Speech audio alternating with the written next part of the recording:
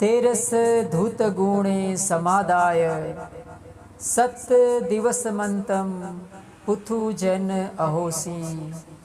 अठमें दिवसे सह पटी संविधाहि अरहंतम पापुणिम अरहंतम पापुणिम।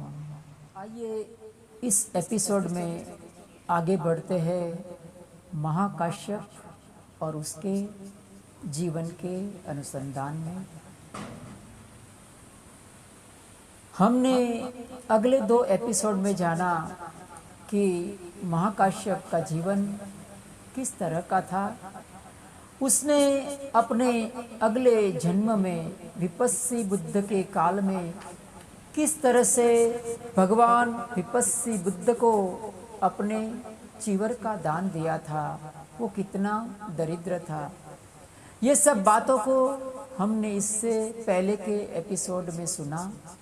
आइए हम इस एपिसोड में देखते हैं कि भगवान बुद्ध के परिनिर्वाण के समय किस तरह से भगवान बुद्ध के पास महाकाश्यप जाता है, उनकी चिता की प्रदक्षिणा करता है और फिर क्या क्या घटनाएं होती है। आइए इन सब बातों को हम जानते हैं। उस समय की बात है जब भगवान तथागत बुद्ध अपने महापरिनिर्वाण के करीब थे।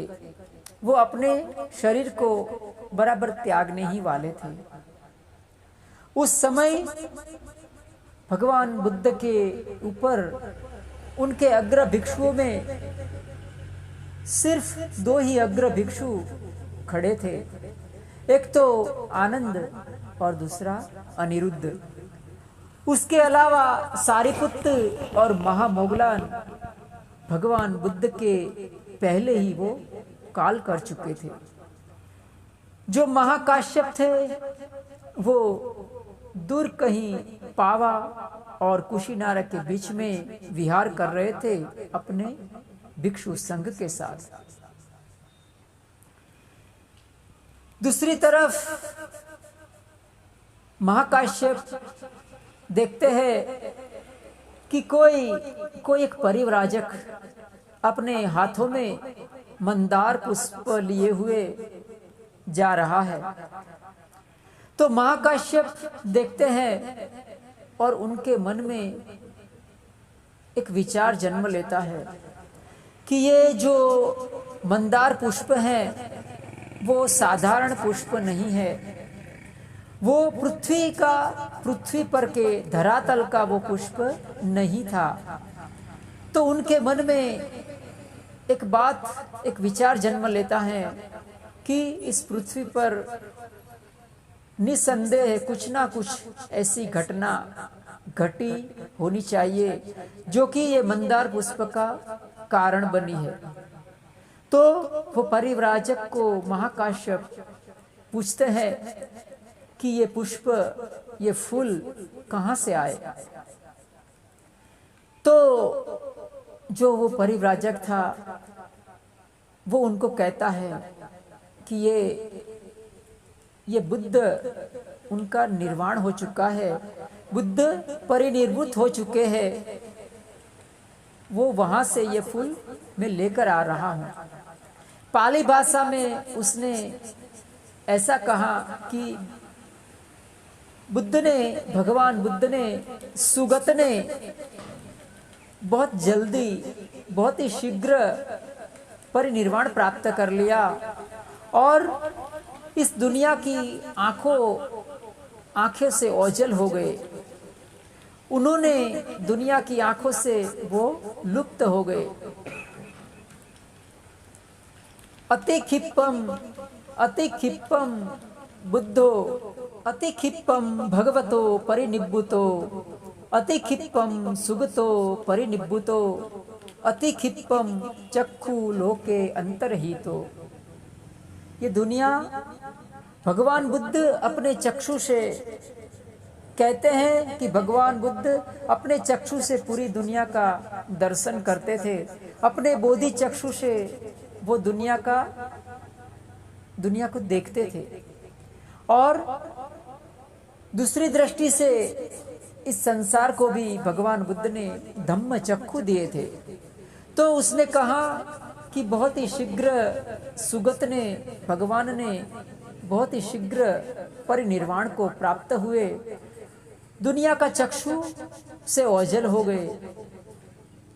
इस तरह की बात सुन के महाकाश्यप कुशीनारा की तरफ आगे बढ़ते हैं और जैसे ही उधर पहुंचते हैं तो उनको पता चलता है कि भगवान बुद्ध की चिता को आग नहीं लगती थी। भगवान बुद्ध की चिता प्रज्वलित नहीं हो रही थी। तो धम्मवाणी के अनुसार कहते हैं कि देवताओं का इस तरह का अभिप्राय था कि जब तक महाकाश्यप आकर भगवान बुद्ध की चिता को प्रदक्षिणा करके वो उनके पैर की वंदना नहीं करता है, तब तक भगवान बुद्ध की चिता को आग नहीं लगेगी। न तावम भगवतो चित्त को पज्जली सती, न तावम भगवतो चित्त को पज्जली सती, यावा यस्मा महाकස්සपो भगवतम चित्त को, भगवते चित्त को पादम सिरसा न वंदिस्सति। जब तक वो आयुष्यमान महाकाश्यप आकर भगवान बुद्ध की चिता को वंदन नहीं करता है, तब तक चिता प्रज्वलित नहीं होगी। इस तरह का अभिप्राय देवताओं का था। इति हम देवतानम अधिपायो होतु थी, इस तरह का अभिप्राय था देवताओं का। तो जैसे ही महाकाश्यप का आगमन होता है भगवान की चिता के पास, और धम्मवाणी में कहा कि महाकाश्यप आते हैं, अपना चीवर एक तरफ करते हैं, भगवान बुद्ध की चिता की 3 बार प्रदक्षिणा करते हैं, उनको हाथ जोड़ के अंजलिबद्ध प्रणाम करते हैं। जैसे ही उनके साथ 500 जो भिक्षु थे, भिक्षुगण थे, वो भी इस तरह का जब भगवान महाकाश्यप के साथ भगवान बुद्ध की वंदना करते हैं, तो कहते हैं कि भगवान बुद्ध की चिता अपने आप प्रज्वलित हो जाती है। अथ को आयस्मा महाकස්සपो येन भगवतो चित्त को तेनु उपसंकमित्वा। भगवान की चिता जहाँ थी उसके पास आया, आकर के क्या किया उसने, एक सम चीवरम कत्वा, एक तरफ उनका एक कंधे पर चीवर रखा, तिखत्तु पदिक्षणम कत्वा, 3 बार भगवान बुद्ध की चिता का प्रदक्षिणा किया, अंजलि प्रणामेत्वा, अंजलिबद्ध भगवान को प्रणाम किया और कहा कि भगवतो पादम सिरसा वंदिति। भगवान बुद्ध की चिता, उसके पैर की उसने वंदना किया। तो कहा कि जैसे ही उसने भगवान बुद्ध के चरणों की वंदना की, वैसे ही वो आग अपने आप प्रज्वलित हो गई। संयमेव भगवतो चित्त को पज्जली, अपने आप ही भगवान बुद्ध की चिता को अग्नि पकड़ ली। तो इस तरह से महाकाश्यप ने भगवान बुद्ध की चिता की प्रदक्षिणा करके किस तरह से भगवान बुद्ध की चिता अपने आप प्रज्वलित हो गई।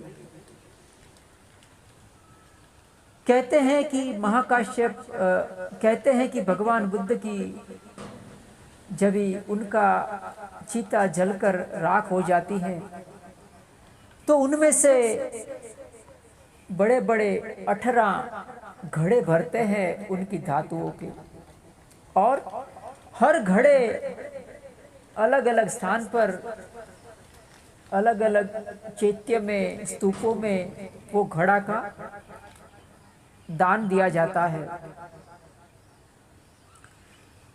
एक गाथा में कहा कि 44 समादंता केसा लोमाच सब्बसो देवता हरिसुम एक एकम चक्रवालम परंपराति।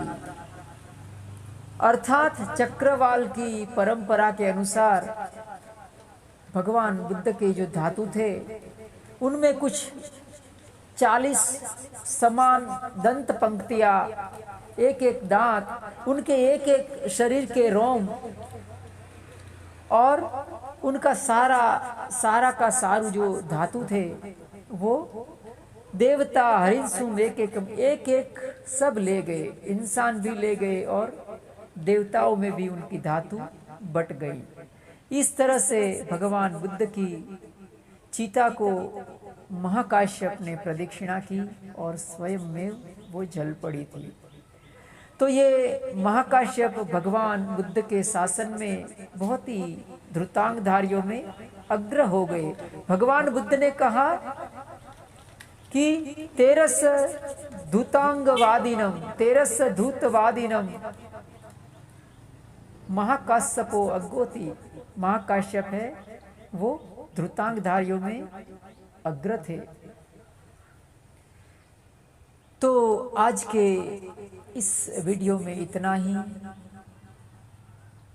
सबका मंगल हो, सबके जीवन में खुशहाली आए। साधु साधु साधु।